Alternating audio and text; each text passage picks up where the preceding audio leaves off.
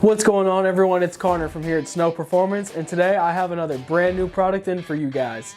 Have you ever wanted a direct port water methanol system on your vehicle but didn't want to go through the trouble of bending up hard lines or drilling and tapping into your manifold? Well, we have great news. If you have a 2015 and up EcoBoost Mustang, Focus RS or Focus ST, you can now bolt on a direct port water methanol system the easy way with our Snow Performance direct port plate system. Our direct port plates are a huge upgrade when compared to a single nozzle or a behind the throttle body plate system, giving you the best distribution possible by feeding an equal amount of water methanol directly into each cylinder. It's important to know that it's very common for direct injected vehicles to have carbon buildup on the backside of the intake valves, since there's no fuel running across them. This buildup can cause a loss of power and a sluggish throttle response time.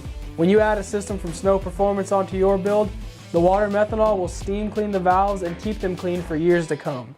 One awesome thing about these plates is their smooth rounded edge in the center of each runner, rather than a hard flat corner that matches the factory style. The elimination of this hard abrupt wall that's there from the factory creates better flow and makes even more horsepower. These plates measure in at 5/8 inch thick and bolt in between the intake manifold and cylinder head, allowing for a quick and simple installation without the need for a taller cowl style hood.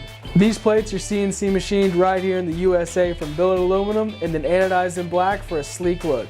If you have a 2015 and up EcoBoost Mustang or Focus RS or ST, you need water methanol. And there isn't a better option than the direct port plate system from Snow Performance. For more information, go to www.nitrousexpress.com or give us a call at 1-888-GO-FAST-1. Don't forget to like, subscribe, and comment down below what you'd like to see next time. And as always, thank y'all for watching, and I will see you next time.